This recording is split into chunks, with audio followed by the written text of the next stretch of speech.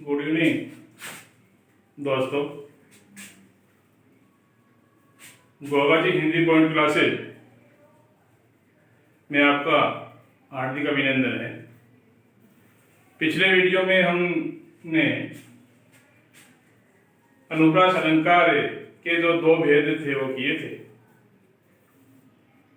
इस वीडियो में हम दो शेष रहे जो भेद है अनुप्रास अलंकार के वो कर रहे हैं। तो देखो, अपना पहला जो ये भेद था छह का अनुप्रास,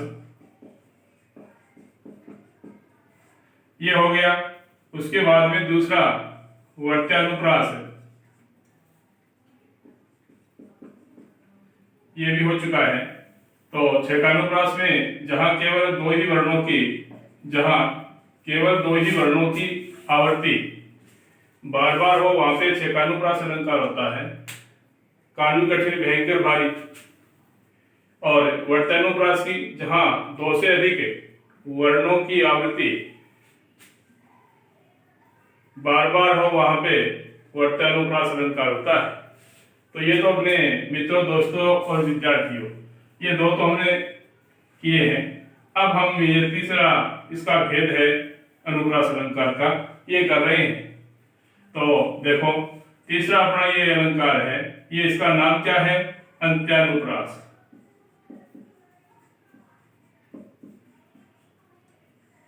अंत्यानुप्रास। अब ये अंत्यानुप्रास अलंकार क्या होता है? जैसे देखो, अपने जो कवि हुए हैं, अब कवि जो रचनाएं करते हैं, उस रचनाओं में वो जो पंक्तियां लिखते हैं दोहों के रूप में, चरणों के रूप में, तो वो क्या होता है? छंद होता है। इस प्रकार से ये छंद चलते हैं। ये चरण माने गए हैं, प्रथम, द्वितीय, तृतीय, चतुर्थ, पंचम, षष्ठम, इस प्रकार से ये चरण है। अब देखो क्या होगा कि ये पूरा का पूरा क्या माना जाता है? छंद माना जाता है। अब ये छंद है, और छंद में अब क्या होगा? देखो कि अंत्यानुप्रास है, तो परिभाषा क्या है इसकी कि कोई भी छंद है, छंद के अंत में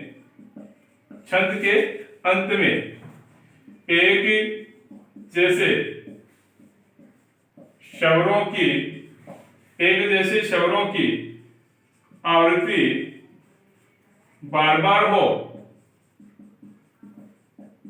वह अंत्यानुप्रास अलंकार होता है। क्या समझे बताओ?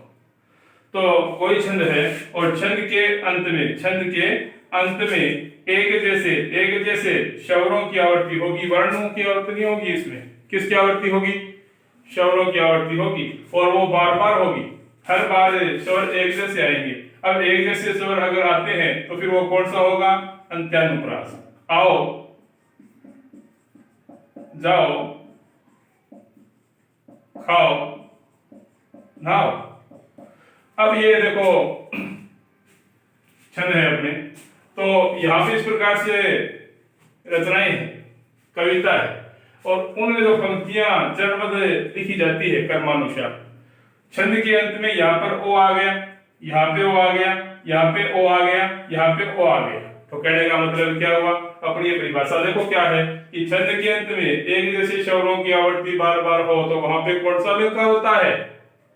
अंत्यानुप्रास अलंकार। अब मान लो कि इसमें अगर हमारी दिक्कत हो रही है कि इसमें एक जैसे आ रहे हैं और यहाँ पर भी एक जैसे आ रहे हैं, तो इन दोनों को साथ ले सकते हैं। आ में क्या है? आ है। जय में क्या है? आ है। ख में क्या है? आ है। और हा में क्या है? आ। तो क्या हो गया? आओ, आओ, आओ, आओ। इसका मतलब ये आने लग गया। तो ये कौन सा हो गया? अंत्यानुप्रास अलंकार।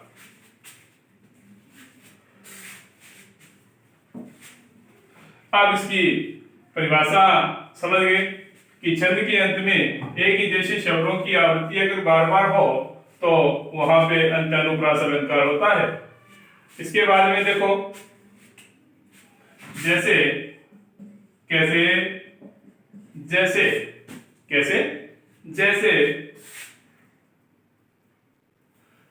तज प्राणों का मोह आज शब मिलकर आओ, तजी प्राणों का मोह आज सब मिलकर आओ, मातृभूमि के लिए, मातृभूमि के लिए बंधुवर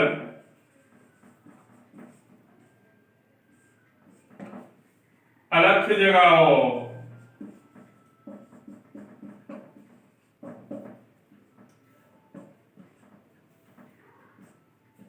ये अपना उदाहरण है इसका। क्या उदाहरण है बताओ? कि तजी प्राणों का मोह आज सब मिलकर आओ, मातृभूमि के लिए बंधुवर अलग जगाओ। देखो विद्यार्थियों, मित्रों और साथियों, अभी हमने जो छह का अनुप्रास किया उसमें क्या था? जहां पर केवल दो ही वर्ण आएंगे एक जैसे, और वहां पे कौन सा होगा? छह का अनुप्रास। दो से अधिक बार वर्ण आएंगे, वहां पे कौन सा होगा? वर्त्यानुप्रास। दो बार आएगा एक जैसा वर्ण, वहां पे छह का अनुप्रास। दो से अधिक बार आएगा वहां पे वर्त्यानुप्रास। इसलिए वर्णों की गणना नहीं करनी है, वर्ण नहीं देखने कौन सा शब्द है, कौन सा वर्ण आ गया, कितनी बार आ गया। इसमें क्या करना है कि छंद है, और ये पूरा का पूरा छंद हो गया, पंक्तियां होगी कवि के माध्यम से। अब इसमें क्या देखना है? बोलो।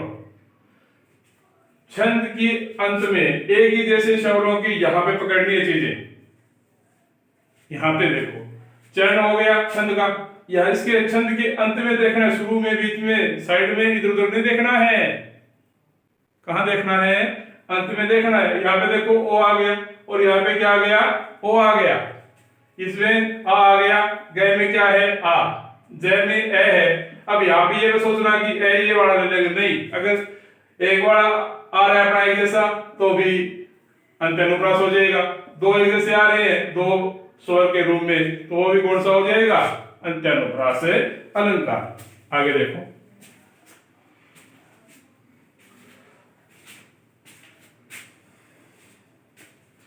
उसके बाद में चौथा हम कर रहे हैं श्रुत्यानुप्रास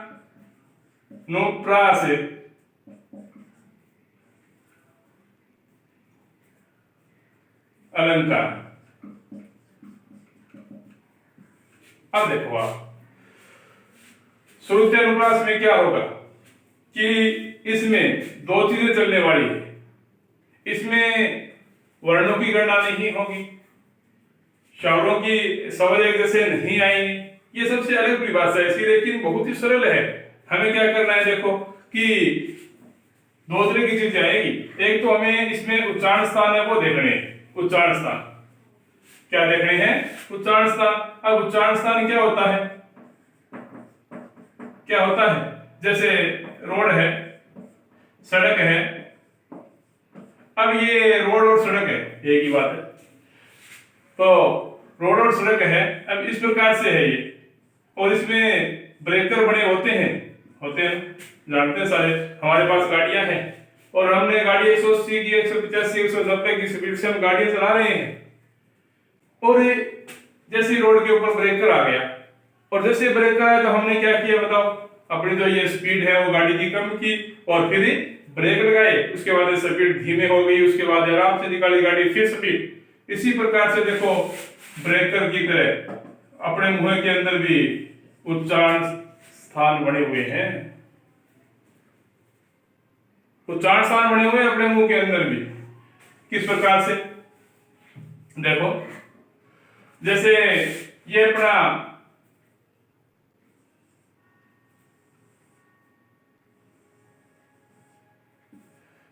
क्या है? कंठ है। कंठ हो गया, ये कंठ हो गया। उसके बाद में ये क्या है? तालु है। तालु छोटा बच्चा होता है और उसके सिर के बीच में सेंटर में यहाँ पर एक छोटी जगह होती है, ठीक है, मुलायम जगह होती है। और उस मुलायम जगह होने के बाद में वो जो उसके अंदर चीज है वो धड़कती रहती है। जैसे हम कोई चीज स्पर्श करते हैं अंगुली के द्वारा, धीरे से स्पर्श करना है, छोटा बच्चा है तो वो होता है तालु। उसके बाद में जस्ट यहाँ पे मूर्धा, मूर्धा मूर्धा है, मूर्धन्य बोलते हैं इसको, मूर्धन्य, मूर्धा नहीं है, ये नहीं है, ठीक है। उसके बाद में देखो कंठ आ गया, तालु आ गया, मूर्धा आ गया, उसके बाद में ये क्या आ गया, दंत, उसके बाद में ये क्या हो गया, औष्ठ, ये चीजें आ रही है। तो कर्मानुसार समझ गए, कंठी, तालु, मूर्धा, दंत, ओष्ठ, कंठ, तालु, मूर्धा, दंत, ओष्ठ, कंठ, तालु, मूर्धा, दंत, ओष्ठ बोलना, कंठ, तालु, मूर्धा, दंत, ओष्ठ। फिर देखो प्यारे विद्यार्थियों,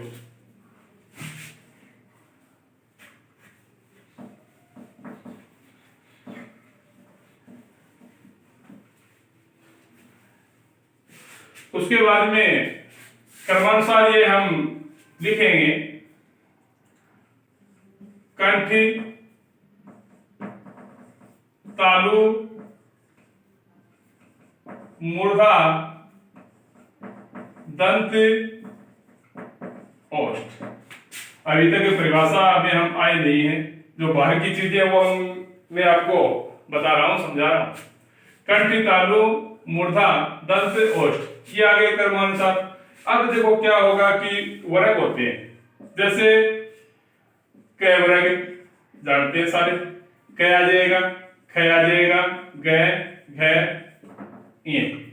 उसके बाद में च, छ, ज इस प्रकार से, ट, ठ इस प्रकार से,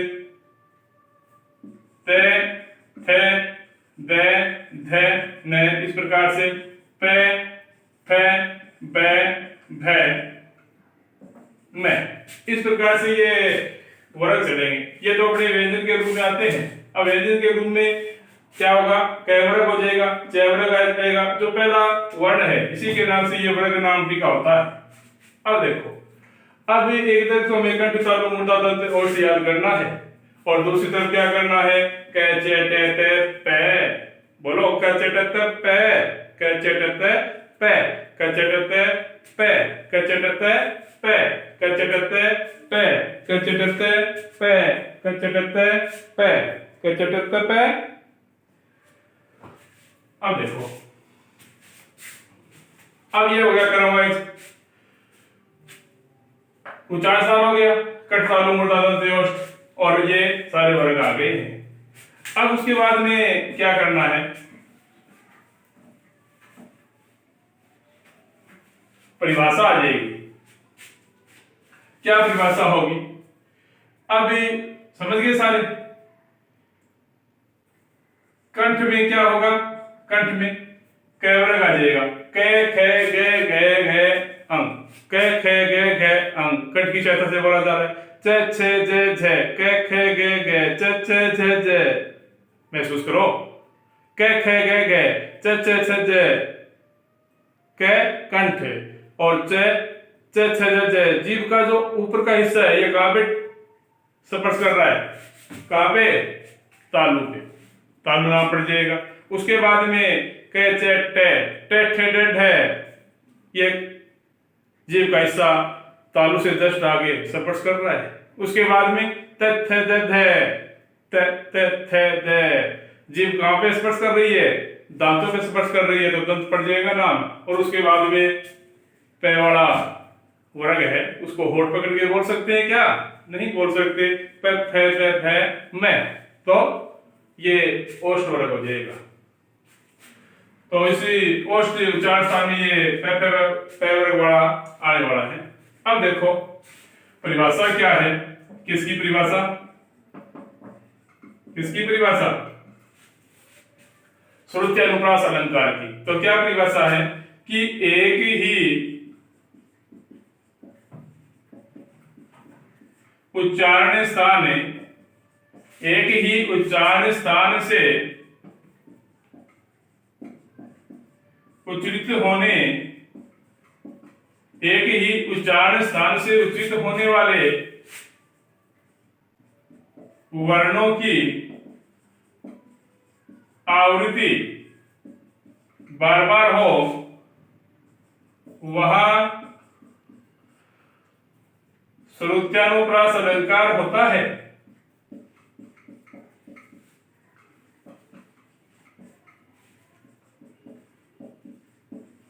अब देखो आप,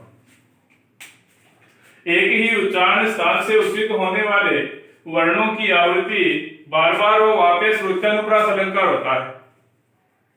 क्या समझे?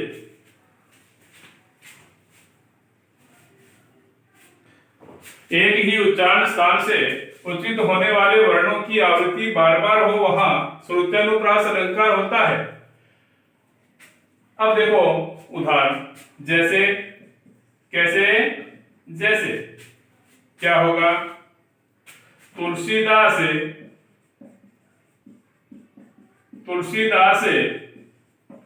सीदत निस दिन, तुलसीदास सीदत निस दिन देखते तुम्हारी निठुराई। ये अपना उदाहरण है। क्या है बोलो? तुलसीदास सीदत निस दिन देखत तुम्हारी निठुराई। तुलसीदास सीदत निस दिन देखत तुम्हारी निठुराई। क्या समझे? वर्ण में गणना नहीं करनी है। छंद की ये तो छंद तो हो गया, लेकिन छंद के अंत में एक ही जैसे शब्दों की गणना नहीं करनी है, नहीं देखना है। क्या परिभाषा है? क्या परिभाषा है कि एक ही उच्चारण स्थान होगा। अब उच्चारण स्थान एक ही होगा, जितने भी अपने कंठ तालु मूर्धातु तोष्टे, उनमें एक उच्चारण स्थान से उच्चारित होने वाले वर्ण आ जाएंगे। ये नहीं कि एक कंठ से आ गया, एक तालु से आ गया, एक दंत से आ गया, मूर्धा से आ गया, एक दंत से आ गया। अब ये नहीं चलने वाला है। एक ही उच्चारण स्थान से, जैसे कंठी, अब क ख इनमें से कोई भी आ जाए, चार पांचों में से। तालु में च वर्ग वाला, इनमें से कोई एक आए, क्रमानुसार शब्दों में आता रहे। मूर्धा पे वर्ग में से कोई भी आ जाए। अब इनमें से एक ही उच्चारण स्थान से उच्चारित होने वाले वर्णों की आवृत्ति बार बार हो, और ये क्या देखो परिभाषा सही बैठ रही है क्या अपनी? देखो तुलसीदास सीदत, तो क्या आ गया? तय। सीदत क्या आ गया? से। निस क्या आ गया? न। दिन क्या आ गया? दे। देखत क्या आ गया? दे। तुम्हारी क्या आ गया? तय। निठुराई क्या आ गया? न। अब देखें कौन से वर्ग में ये आ रहे हैं वर्ण सारे। तो देखो ये तय, तो क चे टे तय, ये आ गया।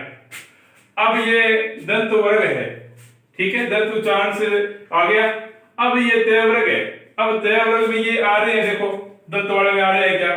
तय ये रहा, से नहीं है लाएंगे, न ये रहा, दे ये रहा, दे ये रहा, तय ये रहा, न ये रहा। दो बार, तीन बार, चार बार, कितनी बार गा सकते हैं? ये बस सोचना कि एक बार गणना एक ही होगी, दूसरे में चले जाएंगे, नहीं, दो तीन बार, कितनी बार गा सकता है।